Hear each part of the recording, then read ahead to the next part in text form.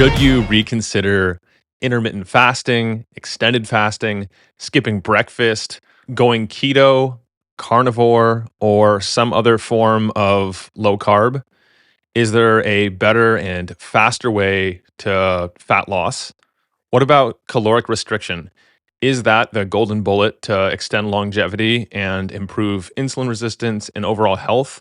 Or are there potential deal breaking drawbacks to all of these?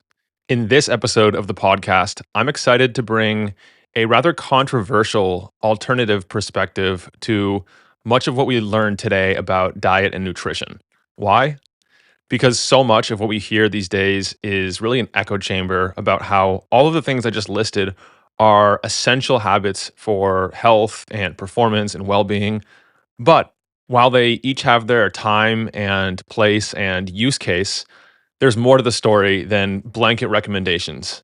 And in this episode, we're unpacking a lot of those. Here, we're exploring the concept of pro metabolism, or optimizing your cellular energy production while minimizing the amount of metabolic byproducts and waste you create, why that is one of the keys to long lasting health, the truth around the energetic efficiencies of certain hormones and neurotransmitters, why running and relying exclusively on ketones, at least in the organs that can, might not be everything it's made out to be. So we go in depth into brain energetics and how glucose versus ketones work in the brain and which is the actual cleaner burning fuel, how and why restricting calories can actually cause your metabolism to downregulate so that you're burning fewer calories every day, and they work in spite of the stress, and they work despite the stress. Our guest touches on the potential downsides of omega-3s and specifically fish oil. We explore the concept of how there are no so-called essential carbohydrates and the difference between a nutrient being essential and something that's optimal for health and performance. Because if the body can make its own carbohydrates, that shows that it's an important thing to have. For example, the body has a bunch of redundancies in place to make sure that you're always able to create carbohydrates. And sure, you can do that through the process of gluconeogenesis, converting other nutrients into glucose, but those have some pretty big trade-offs and they're very inefficient. We talk about one of the surprising but leading causes of death, and that is metabolic endotoxemia. And if you've heard of lipopolysaccharides, LPS, how that fits into diet and nutrition. All that and a whole lot more in this episode, which is actually just the first episode in a two-part series I recorded with our guest. The second part will be out next week. You can find the show notes to this one at mindbodypeak.com/172. So who is our guest? Our guest this week is Jay Feldman. He's a health coach, independent researcher, and the host of the Energy Balance podcast. Jay has degrees in neuroscience and exercise physiology and decided to forego medical school after realizing that the conventional medical approach was not the solution to the health problems that so many of us face. After working through various conventional and alternative health paradigms and trialing countless diets, Jay came across the idea that cellular energy is the foundation of our health.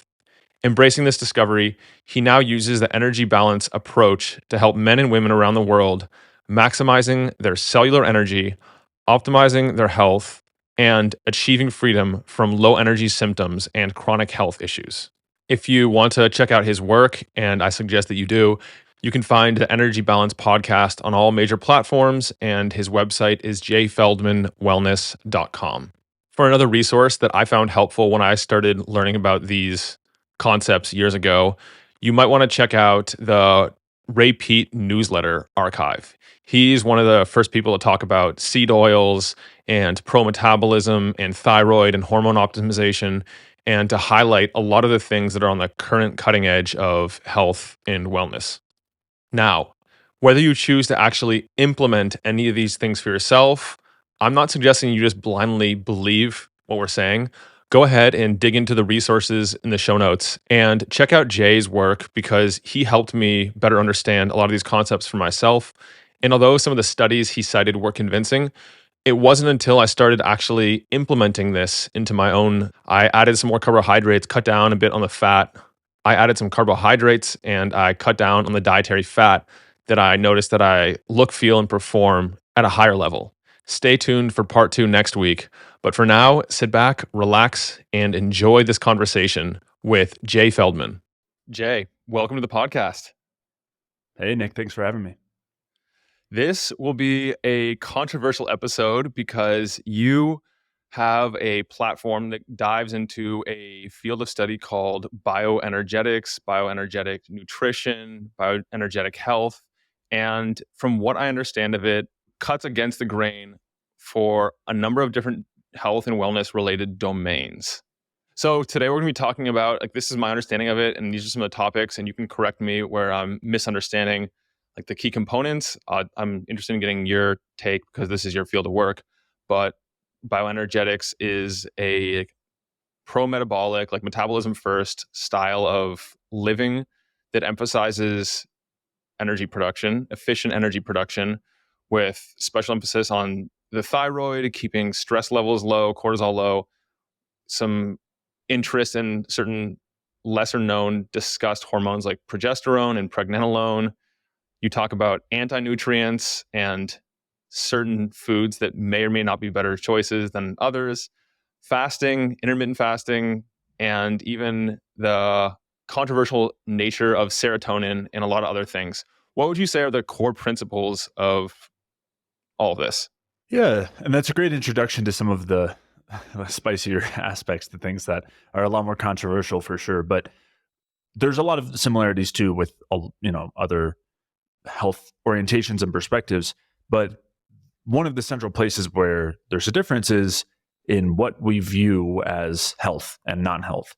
And in other perspectives, we might have a view that centers around nutrition in terms of a central dogma or a kind of starting place that, let's say, animal foods are bad and we're in a vegan vegetarian camp, or on the other side, plant foods are bad and we're more on the carnivore camp, or anything, we're instead the idea that whatever our ancestors did is ideal, right? And we might be in more of a kind of primal paleo ancestral sort of camp or perspective there.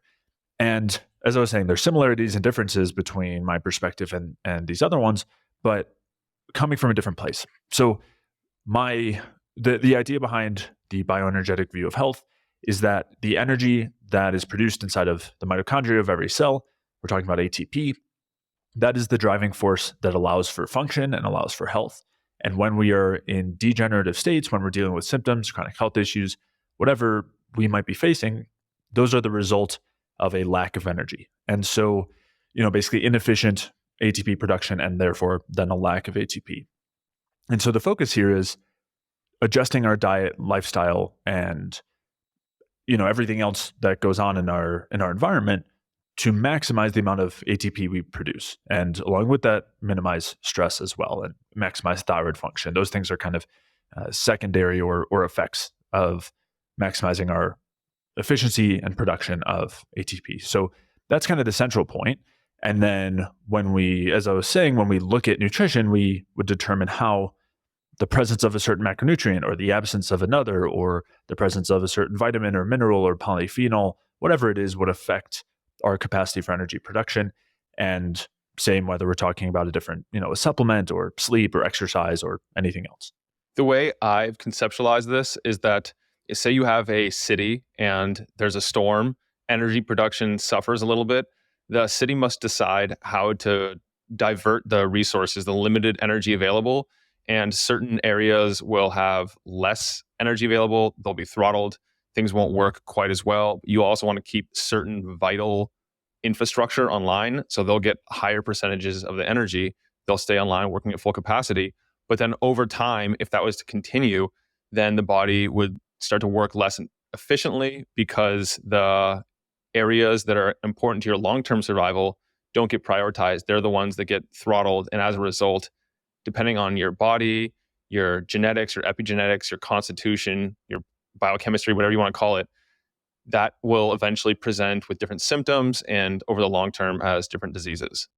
Yeah, that's a great way to think of it. Another one that I think a lot of people might know more personally would be something like a bank account and looking at income and your the amount of money you have. And so if your bank account value is going down, if there's less energy available, you have to start cutting on costs, and you have to just put that money toward the essentials. And over time, if it keeps going down and you're still struggling to make more money or have more money in the bank, then even those initial costs become an issue, and you try to reduce those and find lower quality food that you can pay less for, or like lower rent or something like that. And maybe you start to rack up some debt as well and start to take out loans or credit card debt or whatever. And the same sort of thing happens physiologically, where first, if we're running low on energy, we stop the kind of extra spending, the extra things on the areas that we don't need to be functioning optimally, like our brain or reproductive function, things that are not immediate necessities in this moment to, make it to the next day. And then over time, even our basic, liver function and digestion and skin health and things like that, those can deteriorate, as well as there's still a lack of energy and we have to continue to conserve. And so, yeah, very similar analogy. Let's rewind a bit, and to paint a picture of what this looks like, tell me what you've done so far today for your health, your performance, and your bioharmony as it pertains to bioenergetics. Sure. I mean, nothing too fancy today. Normally, this would be the time right now that I would be outside and getting some sunlight. So that got skipped today. But, woke up and had breakfast, which I guess could be pretty unique compared to a lot of people. We can talk about why I would say having breakfast is important, And so not fasting, had breakfast. And then mostly today was spending time, doing some research and work on the computer, and then had lunch. And here we are. Wasn't anything too exciting, although I'm sure as we talk about the specifics, having consistent meals, eating carbohydrates, things like that, I'm sure those will be a bit different. So we're going to get into those. But to illustrate this example, I think describing what you had for your meal, or what a typical meal, specifically breakfast, looks like for you might bring up some ideas of how this could vary from most other approaches to nutrition. Yeah. And, every day is a little different. Seasons are a little different and everything. So the caveat is that this is what I ate today is not perfect for me or you or anyone else. This is just what I ate today. In any case, breakfast today was a crustless quiche. So it was, eggs and a couple of cooked vegetables and chicken that was in there with some cheese on top, and a smoothie alongside that, and then coffee with milk and some sugar in there. So that was breakfast. And then lunch was it was actually, again, chicken breast in a soup with some cooked vegetables and chicken broth, and then an apple and some dried fruit as well on the side, and some chips cooked in low PUFA oils. And that was lunch. There might have been a few other things I'm missing. Gotcha. Yeah. So we'll discuss the specifics of actually creating a diet that follows these principles. Before we get into that, offline, we were talking about the concept of hormesis, or when you're doing something stressful, be it exercise, going in the sauna, a cold plunge, eating certain foods, plant foods primarily, that are high in anti-nutrients. The widespread belief is that those exhibit benefits because of the stress they're creating in the body, and the body compensates or hypercompensates and upregulates biochemical defense pathways and everything. And that as a result, you're stronger or more resilient as a result of it.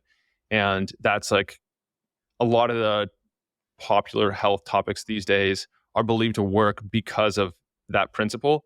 But what you're mentioning is that it's not necessarily because of the principle of hormesis. It may be in spite of it. Yeah, and that's a great explanation there, right? So the idea with hormesis is we're causing some amount of stress or damage. And initially this was investigated using very toxic things like mercury, arsenic, cadmium, pollutants, ionizing radiation. And what they would find is they would provide these things to a cell or to an animal.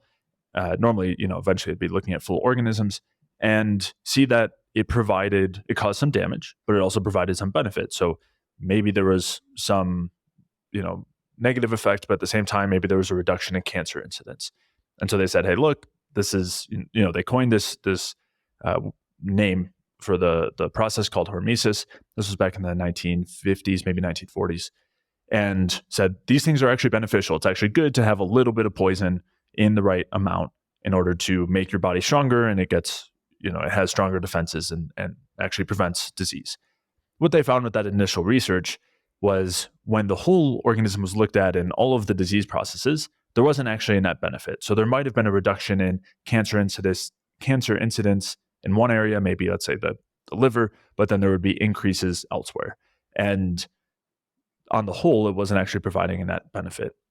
But anyway, that was kind of the start of this concept. And since that point, it's been a prevailing scientific theory that is used to explain the benefits of all sorts of different things that we do. So one of the most well-known ones is caloric restriction, which is basically eating less calories. And of course, that's stressful, especially when we're talking about that energy availability and not having enough, and our body's then responding and wanting to conserve energy.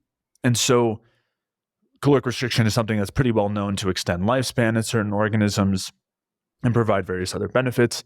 And the other things get lumped in this category as well, like exercise that you mentioned, fasting, eventually low carb diets, cold thermogenesis, various plant compounds. They all end up getting lumped in here because they share these kind of stress-inducing pathways and damage-inducing pathways, with the assumption that we know that some of these things are beneficial, right? We know caloric restriction is beneficial. We know exercise is beneficial. We know there are these beneficial outcomes. So it must be due to this response to the stress that's being caused. It must be due to these adaptive mechanisms.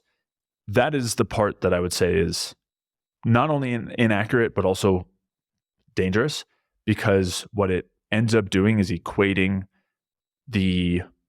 something like exercise, the benefits that you're getting from exercise, to the benefits you would get from low doses of mercury or arsenic or cigarette smoke or various other interventions. And a lot of people aren't suggesting that, but the concept they're promoting is inherently supporting that. Like there is no way of getting around that part of the concept. Now, there was some really great research by Hans Selye, who is kind of the father of the idea of stress, and his research really elucidated what's actually going on here. And so he identified that everything that we experience has what's called a stressor effect, meaning it can cause stress, whether we're running or we're exposed to mercury or we're avoiding carbohydrates or eating fewer calories, or we're in the sun, just from sunlight and heat. Whatever it is, there is some utilization of energy that can lead to stress. Basically, if we use too much energy relative to what we have, our body reacts with stress and it has to accumulate some resources or kind of mobilize some resources to handle what's going on. But what Hans Selye also identified was that there are unique aspects or effects of anything we could experience, and these are called specific effects. So yes, both sunlight and mercury have a stressor effect, but they also have specific effects that are entirely different in terms of our physiology. And for sunlight, that would include things like vitamin D production and increasing dopamine and raising body temperature. Whereas with mercury, it would be things like interfering with mitochondrial respiration and causing organ damage and things like that. In identifying this, what he basically came to was that the stressor effects are always going to come at some cost, right? There's always a cost there because we are responding to a suboptimal aspect of our environment, but the specific effects are what can make something beneficial. And essentially, if the specific effects can outweigh the stressor effects, then we can end up with a net benefit. And if not, then we end up with a net negative. And so when it comes to sunlight, let's say we're getting 15 or 20 minutes of sunlight and we're not burning. So there's, stress wise, there's not so much, we're not creating much in the way of damage or stress, but we have various beneficial effects of the sunlight. And that's a situation where this one intervention would be beneficial. Whereas if instead you had an hour of sunlight, or you were to, then of course the stressor effects would be much greater. And if we were to compare it to something like mercury, the stressor effects are bad and the specific effects are bad. And so we end up with a loss, lose-lose. So what we're getting at here and we can kind of, maybe touch on it very briefly in terms of some of the other research with caloric restriction, but the kind of end summary ends up being that whether we're talking calorie restriction or fasting or exercise, the benefit doesn't actually come from the stress that's being caused, but rather from the specific effects that are being induced. Got it. So hormesis isn't entirely incorrect in your paradigm. because it gets right the fact that the dose of whatever it is determines your biological response to it, but it's not necessarily that the stress that's caused by whatever intervention, say sunlight and say spending 10 minutes versus 10 hours is what's causing the benefit. It's just because you're not taxing your systems as much. So yes and no. The idea of it being dose based is central to hormesis, but is also, I would say, missing the point, right? Because when we're talking mercury, there is no dose where it's actually beneficial. And that's very different from what they're saying. They're saying everything has a dose response curve. If you have too much, it's bad. If you have too little, it's bad. The right amount is good. And that's the case with mercury in the same way it is with water. And so both of them are working through these hormetic pathways. And so even though there is a dose aspect, that alone is not responsible for the effects of whatever substance or intervention we're talking about. So does dose matter? Of course. And that's going to affect both the stressor and specific effects, but it is not the only thing. And that is an important distinction between what my view and the hormetic view. How do you reconcile a lot of the research that exists and is constantly coming out showing that some of the foods to avoid and things that the bioenergetic paradigm recommends avoiding yield tremendous health benefits in certain circumstances? And of course, if we think it's the fish oil, it's causing the reduction in inflammation and it's yielding all these great changes. It might not actually be the fish oil, but something else inside of it or something else entirely. How do you reconcile all that? Yeah. So when it comes to looking at any study or research, there's a number of things we need to consider. So one is, what is the actual outcome we're looking at? For example, if our outcome is LDL levels and we're using that as a proxy for heart disease, well, there's a lot of steps in between those things. And just because we increase LDL doesn't necessarily mean that we're increasing the risk of heart disease. And so just because you consume polyunsaturated fats, whether we're talking omega-6s or omega-3s, and it lowers LDL and lipids in the blood, does that actually mean it's going to translate to reduced cardiovascular risk? And so that's one aspect that we need to consider. Another one is, how are we actually getting that effect? Because the mechanism through which we do it can often give us insights as to how relevant the findings are. So if we want to stick with this example of lipids and polyunsaturated fats, when we consume omega-3s, they do lower lipids in the blood. The way that they actually do it is by creating oxidative stress inside the liver that prevents the export of fat into the lipid carriers into the blood. So you don't have VLDL secretion, or the VLDL secretion is decreased when you introduce the omega-3s because of the oxidative stress inside of the liver. If we just look at this outcome, this marker of VLDL or LDL, we are missing how we're creating it. And the mechanism is important because that would raise some questions, right? That might raise some at least yellow flags that just because we're changing this marker, A, doesn't mean we're changing the actual outcome we're looking for, and B, the way that we're doing it is pretty suggestive that this might not be such a good thing. So that is one aspect of it, is the outcome. But then another, is the methods that are done in the research and the mechanisms that we're talking about. So if we come back to caloric restriction, which is something that pretty much is one of the most universally agreed upon interventions for improving health and lifespan. And if you look at the vast majority, pretty much all, nearly all, not every, but most of the studies looking at caloric restriction, they'll say it's extremely beneficial. It improves metabolic health and disease risk, and it improves, increases lifespan. And to break that apart takes a lot of nuance, because we have to trace back to where that's starting and then how it's building. Because we have to keep in mind as well, when we're building something on, let's say, hormesis, and we're taking the assumption that a bit of damage is good, and then we provide some intervention that causes a bit of damage, and we're assuming it's good because of that, we're building on multiple prior assumptions.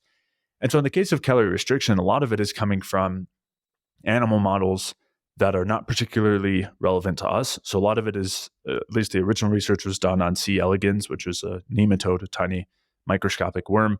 And what they would do is they would find that any form of stress, whether it's caloric restriction or overcrowding, if there's too many in a small area, causes stress that extends the lifespan. And you could see that and say, well, that's great. We should be doing those things, right? We should be creating some stress, some pretty intense stress for us, consume 20% fewer calories than you need to so that you can live, 20% longer. And when you look at how it's done, it really brings up some question marks. In this case, one of the main ways through which C. elegans lifespan gets extended is that as it's developing, it enters into what's called a dower phase, which is essentially a suspended hibernation state where the nematode doesn't grow. It just kind of really lowers its metabolic rate significantly and doesn't, it kind of like gets hard and hibernates. I mean, just like you would imagine hibernation. And then eventually it'll enter out of that phase and go through its life. And so if you look at the total amount of life that it was alive, it's longer, but a huge portion of that is coming from this hibernation state that's induced by stress, by a poor environment. So would we assume that that's going to translate to humans? I mean, that's a pretty big leap. And also there's an inherent cost there, which is when they're in this hibernation state, they're not functional at normal capacity. They don't move, can't reproduce or anything like that. And you do end up seeing parallels in humans, which is if we restrict calorically, we do turn down a lot of different functions, and that there's a cost there. So might there be lifespan extension based on that study? Maybe, but there might be a huge cost. And also we don't hibernate in the same way as these nematodes, so that would need to be considered. When we look at other studies, and there's a ton of different studies on rats looking at this, I'll just kind of highlight a couple, maybe one in rats and one in primates, or one kind of set. So in rats, one thing that they'll often do is they'll have one group that's fed ad libitum, which means they're given free access to food as much as they want, and another group that's calorically restricted. And they say, hey, look, this calorically restricted group, they weren't obese, they lived longer, they're doing way better. And what they actually find is that there was not actually any benefit to the caloric restriction. There was just a negative to the ad libitum feeding, meaning that these rats are being given access to basically purified diets of starch and sugar and just not real, seed oils, basically all kind of mixed up into chow. And they're free to eat as much as they want. And due to the nature of the food, dysregulated hunger signals, lots of weight gain and impaired health. And then as a result, shortened lifespan. And they say, hey, look, if you restrict the calories, they're better. And the reality is that this is just known to be a feature of ad libitum feeding. And if you feed them a quote normal amount that won't cause the weight gain, then, and you compare that to calorie restriction, there's not actually a benefit. There's a number of other kind of confounding variables there, but one that I want to mention that's really parallel that has been done in primates is they've had these studies where they'll have primates and they'll give them a calorically restricted diet and see that they live longer. And then following that, there were some studies that looked at this in two different groups. They basically had one study where the primates were given a similar diet to the rats, right? They're given a fully purified, fully processed diet. And they looked at them on a normal diet versus calorically restricted, and the calorically restricted group did better. They then had a different group, which was fed a normal whole food diet that was appropriate to the animal. And they had a calorically restricted group and a not calorically restricted group. And there was no difference. There was no extension in lifespan. So these examples just point to a few of the confounding variables that we have to consider when we're interpreting research. And it's difficult because those things take time and nuance and exploration. It's also maybe part of the fun of it, at least for me. But it's also reason to be very cautious about just taking the conclusion from a study or the conclusion that someone is making based on a study without those details. And that's not even starting to talk about other issues in research, like issues with replication of data. Like a lot of studies are not replicable, meaning that they're not actually creating a reliable result that we can then do again and find the same result.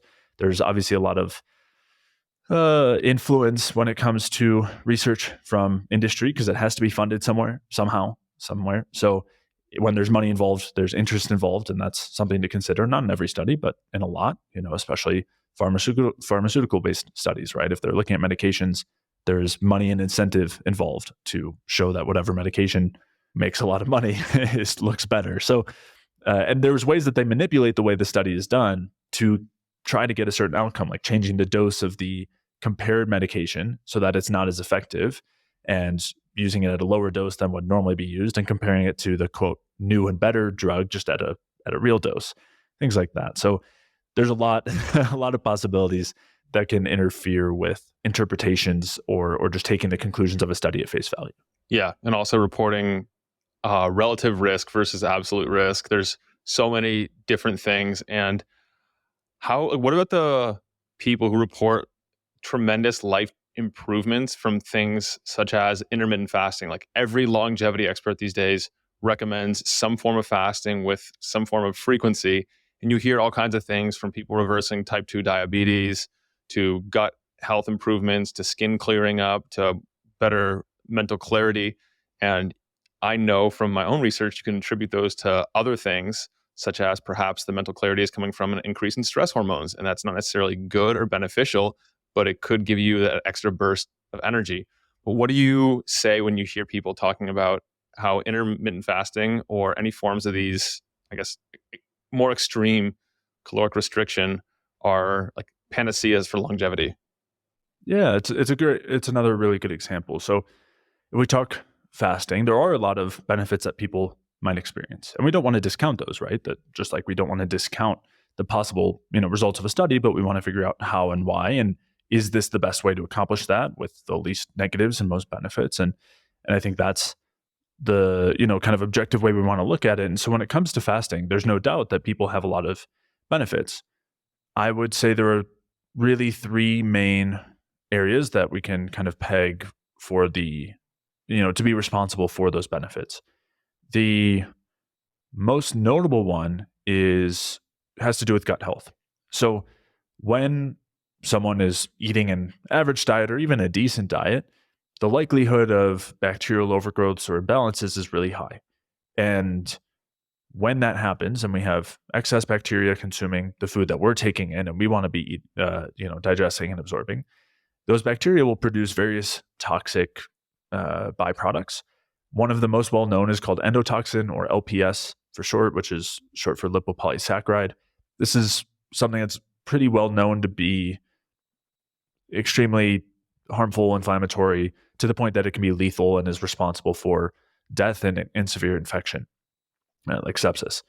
And so what's been shown is that moderate levels of endotoxin, which is called metabolic endotoxemia, is found in pretty much every chronic health condition you can come up with, from diabetes and insulin resistance and obesity to cardiovascular disease and neurodegenerative conditions.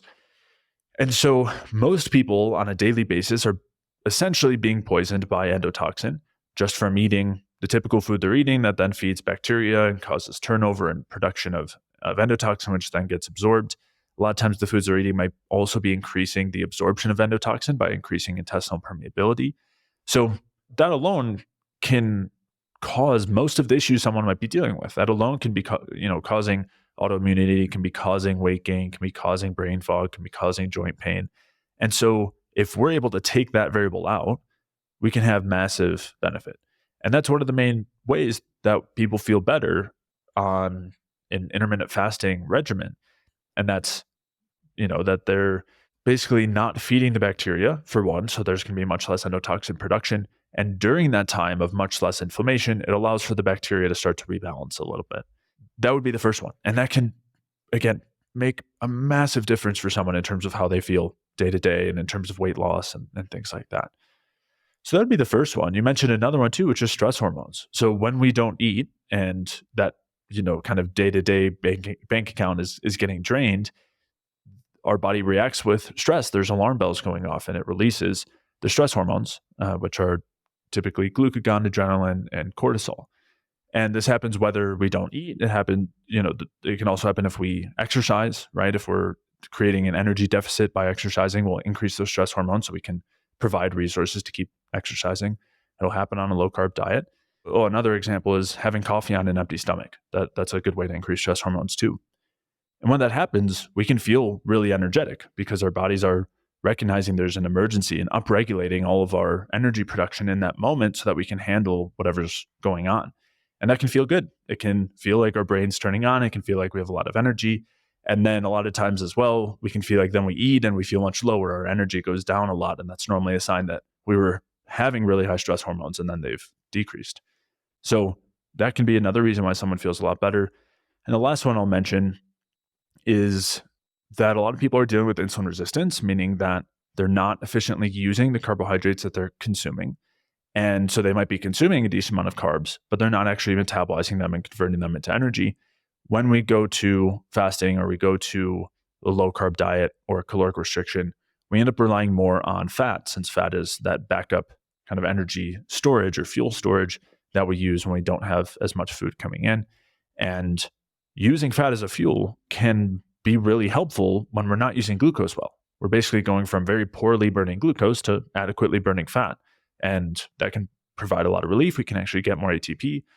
And these three things, these are all specific effects, right? These are all aspects of fasting that are not directly stressor effects, although I guess one of them is the stress hormones. But the other two, gut relief and the reliance on fatty acid oxidation, those are specific effects that can be really beneficial. But there is a major cost here. There's a cost to running on those stress hormones. There's a cost to caloric restriction. There's a cost to not eating consistently. And that's coming from that stressor effect where basically our bodies are recognizing an emergency. They're recognizing famine or starvation to some extent. And they're responding to that by trying to conserve energy. So short term, we might be feeling a lot better. But as that continues long term, the costs tend to accumulate. And our bodies try to spend less and less energy on everything from digestion to brain function to reproductive function to maintaining musculature and on from there. And so skin, hair, and nails is another really common one as well. So sleep will tend to degrade as a result. We might notice anxiety. A lot of issues tend to crop up over time, and that's because of the accumulation of those stress effects. I heard Georgi Dinkov mentioning that high stress levels from cortisol, epinephrine, norepinephrine, all those, they are incredibly tissue destructive and to specific tissues such as the brain too. And that was enough to get me to decide to start eating breakfast more often and reducing my fasting window to overnight, basically. And that's what I've been doing for a while. And I noticed that I feel better on it now than I did, now that I'm more metabolically flexible and I can burn both fats and glucose.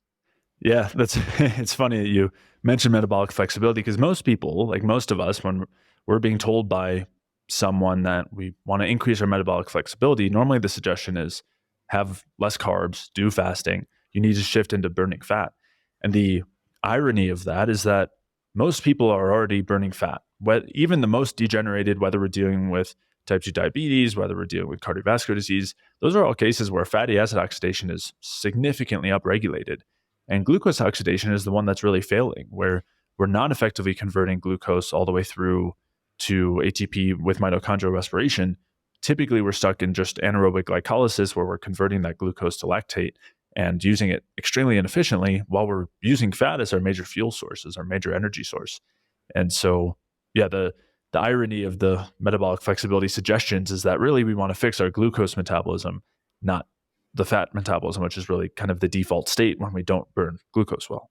Interesting. So if someone is new to all this, they're following the standard American diet currently, and they want to work on their metabolic flexibility, they should instead focus on making sure they're able to process and utilize glucose more effectively. Right, exactly. And, the reality is when we're doing things to support our health, that will be a byproduct. So whether the intervention is walking more consistently or getting sunlight or sleeping more or eating whole foods, if we're just talking the basics when we're coming from the standard American diet, all of those things will help to improve our glucose metabolism. So, it might not change the kind of initial intervention so much, but later on, it'll definitely change whether we're including carbohydrates and fasting and things like that, because that's not going to support metabolic flexibility. It's just going to shift you deeper into fat burning. I want to talk more about the practicals of how to actually implement this. But before we do, we've talked about burning different substrates, whether it's fat or glucose. And for physical performance, athletes have long known that carbohydrates, while not absolutely essential in the strict dictionary definition of the term, they are really helpful, key for performance. And it's from what I've learned from your Energy Balance podcast, which is a great listen. I recommend you guys check it out to go deeper and learn about this entire paradigm. It really simplifies and explains a lot, as well as covering the science. But how do you explain the difference in metabolism and the output of energy from glucose versus ketones and fat in the body and in the brain? Because that's one of the most common things that I used to believe and I read, and it seems to be parroted around the internet that ketones burn cleanly and glucose is a dirty fuel. Therefore, you want your brain to run exclusively on ketones and you want to minimize glucose as much as possible, even though it's not really possible. But yeah. Yeah, so many misconceptions wrapped up in there. Where to start? So when we're comparing the biological context of when we're mostly relying on fat versus when we're mostly relying on carbs, and fat and ketones tend to go together because essentially we're only going to have ketones if we're really depleted in carbs or calories. That's the only time where we're going to produce ketones. So as a starting place, it's really a question of carbs versus fat, especially also because even when we're fully on a ketogenic diet, most of our energy needs are coming from fat. In our brain, about 60% will come from ketones and the rest will still be from glucose. And in the rest of our bodies, again, most of it is going to be fat. Really, ketones aren't used so much in the rest of the body, mostly just in the brain. So when we think about this biologically, the times when we're mostly relying on fat and some ketones are during periods of intense and extended stress, like famine or starvation, or if we are in a heavily stressful environment, maybe we're doing excessive exercise, like we're running away from something or we're battling something or whatever it is, these sorts of times of intensely high energy demands and a lack of energy supply. And when that happens, we rely on our backup fuel, the fuel that we store as our reserves in body fat, which is fat. And then the opposite is when we're well fed, when we have lots of abundant food available, we're relying more on carbohydrates, especially in more abundant places and times where you have more carbohydrate-based foods available, like fruits, as an example. Now, in the former state of stress, famine, starvation, when we're relying on fat as a fuel, that is a time of conservation, right? We were talking about this earlier in terms of the kind of bank account analogy, but when there's not a lot of fuel coming in, that's when we shift toward fat. And it's also time when we want to shift toward conserving the amount of fuel we have and the amount of energy we're using, because we're recognizing that this environment is not supportive of a high amount of output, right? We don't have a lot of high quality fuel coming in and we're relying on our reserves.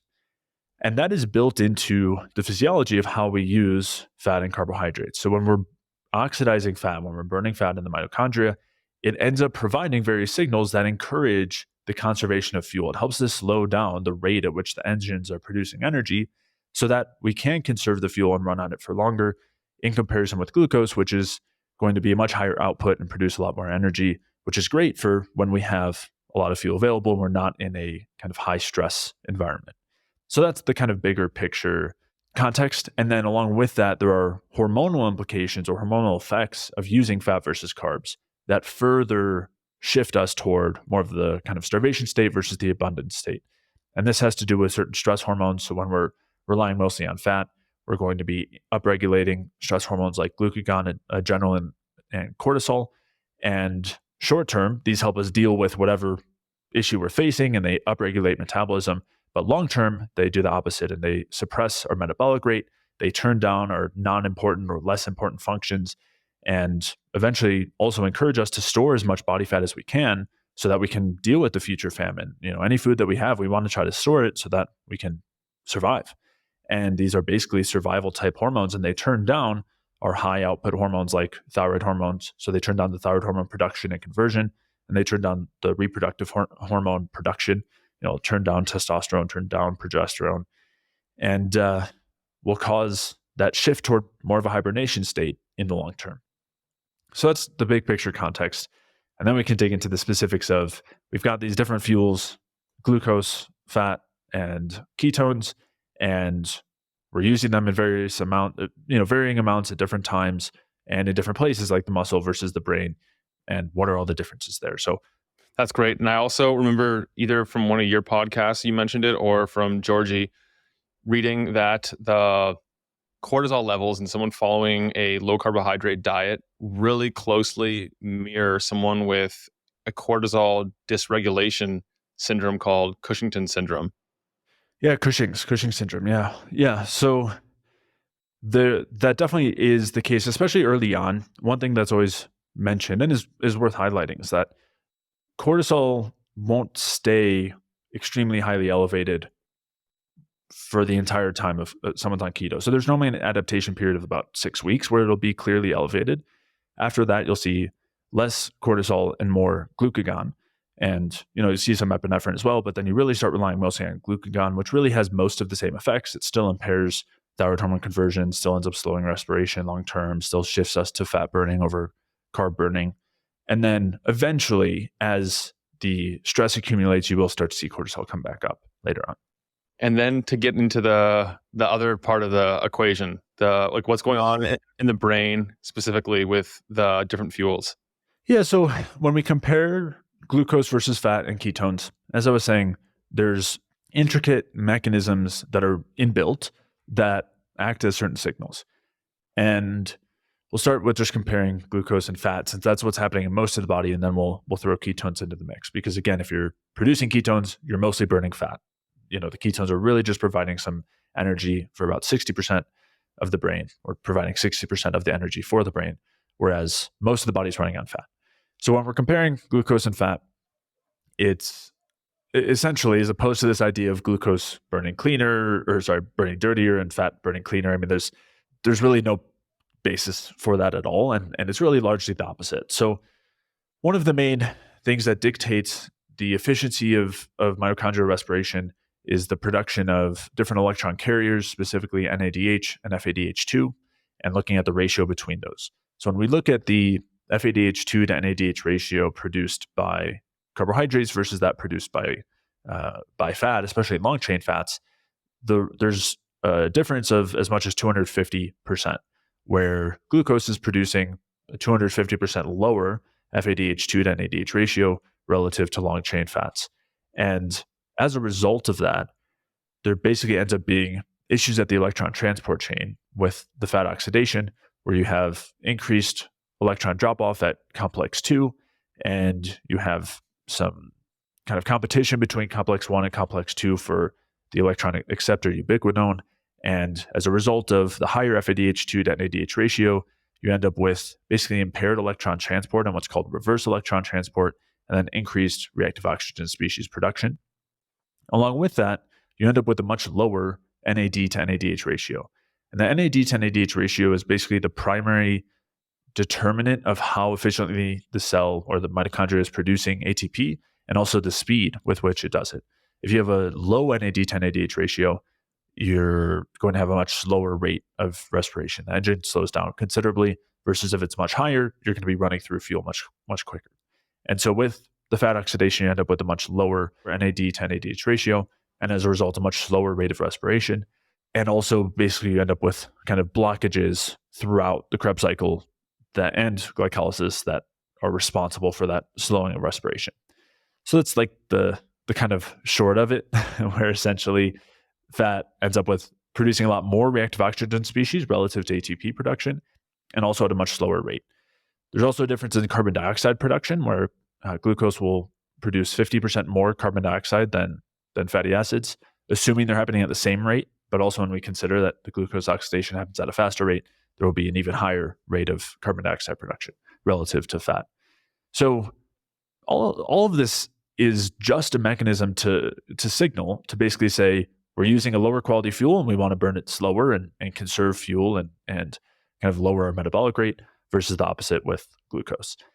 So that's kind of the short of it. And when we look at the brain, it kind of lends further support. And then we can also look at the effects of ketones. So the brain can't use fatty acids as a fuel, can't use those, kind of long chain fats we were talking about, and really doesn't use any fats at all. It relies almost entirely on glucose or ketones. And the reason for that is exactly what we were just saying, which is that the fatty acids lead to much higher reactive oxygen species production relative to ATP, and also at a much slower rate. And those two things can't happen in the brain. The brain is much more sensitive to oxidative stress. It has very, very high metabolic needs. And so as a result, fatty acids aren't an option. And that's why we're left with glucose or ketones, both of which are used much more efficiently or burned much more efficiently compared to fat. So when we compare those two, the glucose and ketones, they're much more similar in the way that they're used to produce energy, but glucose still edges the ketones out in pretty much every way, which is they still lead to more carbon dioxide production that the ketones don't. And they also still have a higher NADH to FADH2 ratio, or a lower FADH2 to NADH ratio. And so the difference is much smaller, the difference between glucose and ketones, to the point that ketones are still used pretty efficiently, to the point that they can even be used in the brain. So ketones in general are going to be fine for that need, but when compared to glucose, they're still not even as efficient. Now, ketones do have some other effects in the brain that are looked at to be beneficial, although some of which are hormetic. So, and this dovetails in with what we were discussing earlier. So, a couple things to consider is, again, there are hormetic pathways that get induced from ketones, and it's because they do upregulate some level of oxidative stress. There is some reactive oxygen species production. There's lipid peroxides. There's elevations in markers of oxidative stress at first when using ketones in the brain. Then there's the activity of the defensive pathways, NRF2, AMP kinase, uncoupling and uncoupling proteins, and AMPT, things that help to increase antioxidants, increase defenses, and restore the NAD10-ADH ratio. And those things are generally looked at as beneficial. I would say we want to have a lot of caution around that. But in the case that we're dealing with a pretty rough state, we're dealing with issues in the brain, those things could provide some benefits, even though it's happening through some negative means. Of course, we would prefer to have those benefits without inducing the oxidative stress and damage, especially in a state that's already dealing with oxidative stress and damage. I don't think it's really beneficial at all to be inducing those things. And so the kind of short of it there is, I don't think those hormetic pathways are actually responsible for the benefits of the ketones. But there are a couple other things to consider. So one is that we were talking about insulin resistance systemically and having issues utilizing glucose, and that if we can't use glucose well and we can at least use fat well, that's better than nothing. The same thing is true with ketones. So when it comes to the brain, a lot of people have been discussing how in Alzheimer's and other neurodegenerative states, there's some level of insulin resistance, and some people are calling that type 3 diabetes. It's essentially the same as what's going on elsewhere, which is that the brain is not using the glucose very efficiently. When you have a state like that and you provide ketones, there's going to be a ton of benefit because you've gone from very poorly burning a fuel to very efficiently burning a slightly less optimal fuel. And in a lot of cases, that's going to be really helpful. And so that's, I think, really the main area where ketones are providing benefits. They do have some other specific effects where they help to increase GABA and lower glutamate, which can help a lot in the brain and help kind of with relaxation. And they do have some independent antioxidant effects, like they can help to kind of scavenge reactive oxygen species, and they can activate some pathways that are beneficial through non-hormetic means. So there are some benefits to ketones in a degenerated state. But when we're talking about optimally using carbs versus fats versus ketones without any issues in the mitochondria, glucose wins out very clearly, whether we're talking the brain, whether we're talking the liver, whether we're talking anywhere else. And so I think that would be the kind of central point. But there's, of course, nuance, and there's reason why people might feel better when they're shifting to fat or ketones. Yeah. I don't want to get too far off track, but you mentioned several times about increasing CO2 being a good thing. And I think there's a misunderstanding of the two molecules, oxygen and carbon dioxide, one being good, that being oxygen, and CO2 being this evil waste product. Can you expand upon your thoughts on CO2 and why you think it's beneficial? Yeah. So as you said, most of the focus when it comes to respiring, like breathing, is on oxygen as being the kind of one that we need, and carbon dioxide is just being that harmful waste product that we have to clear out. And the irony there is that we need carbon dioxide production in order to use the oxygen that's coming in. So we need oxygen for sure. It's necessary to produce energy. But if our cells are not producing carbon dioxide, they actually can't take up the oxygen from hemoglobin. Basically, there needs to be an exchange there where the cells are producing lots of carbon dioxide, and then that leaves the cell, and the hemoglobin picks up the carbon dioxide and drops off the oxygen in its place. And so if we want to effectively use oxygen inside of our cells, which is the whole point of oxygen, the whole point of breathing, we need to make sure we're producing a lot of carbon dioxide. And if we produce less, our cells, our tissues take up less oxygen. It's a very sensitive system that will vary based on how much carbon dioxide we're producing. So this is seen, in various cases. One of, a really good example is altitude sickness, where when we go up to altitude and we're not oxygenating as well, we find a lot of benefit from increasing carbon dioxide production. And the primary drug that's used for altitude sickness is called acetazolamide, and it reduces the breakdown of CO2. So it helps to increase our carbon dioxide levels so that we can more efficiently use the glucose, which of course there's less of at altitude.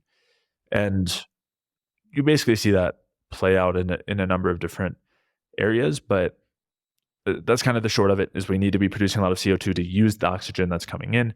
There are some other benefits to the CO2 as well. It actually has direct antioxidant effects. It helps to inhibit or protect against reactive oxygen species and reactive nitrogen species, and it helps to convert them to less harmful forms, and helps to protect us in states of hypoxia, in states where we're not using enough oxygen. It actually is really beneficial to have enough carbon dioxide or increased carbon dioxide.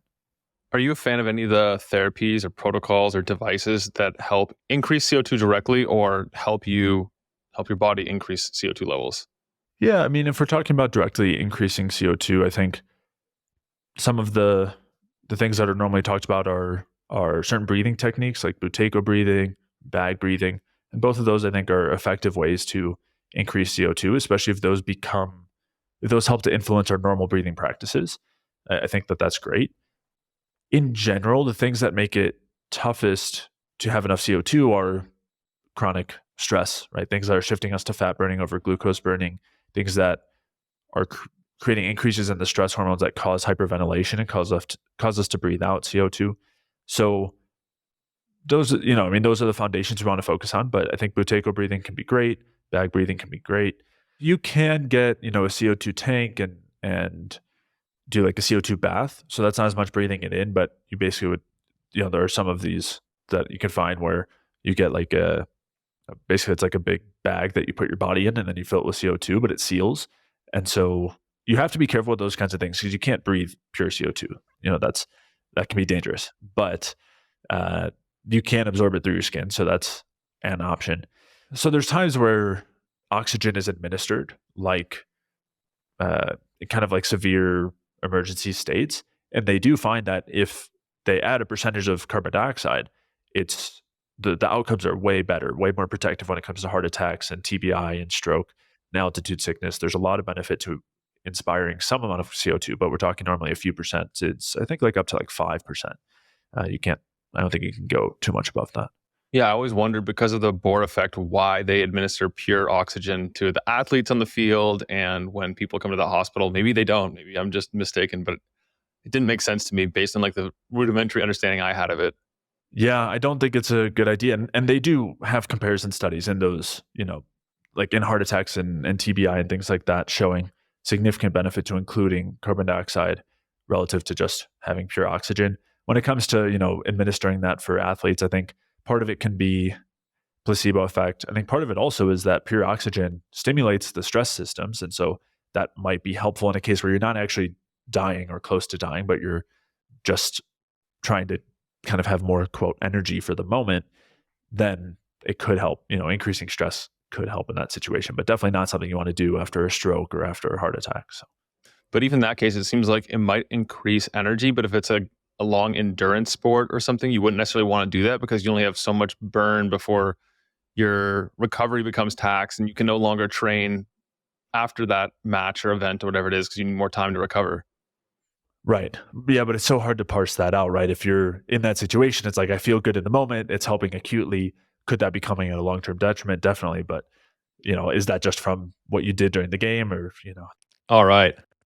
I appreciate you taking the time to explore these controversial topics with us today. You just listened to part 1 of this mini series, and part 2 will come out next week. I don't want you to miss it. So if you're not already, please subscribe, and that way you'll be notified when the next part comes out. If you have any questions or comments on the things we've discussed, I'd love to hear from you. So go ahead and drop a comment in the YouTube version of this video. And if you found it interesting, I'm sure that you have a friend or family member that could use this information as well. Thanks for helping me get this information out there. I hope that this has been helpful for you. If you enjoyed it, subscribe and hit the thumbs up. I love knowing who's in the 1% committed to reaching their full potential. Comment 1% below so that I know who you are. For all the resources and links, meet me on my website at mindbodypeak.com. I appreciate you and look forward to connecting with you. As a reminder, the information depicted in this video is for information purposes only. Please consult your primary healthcare professional before making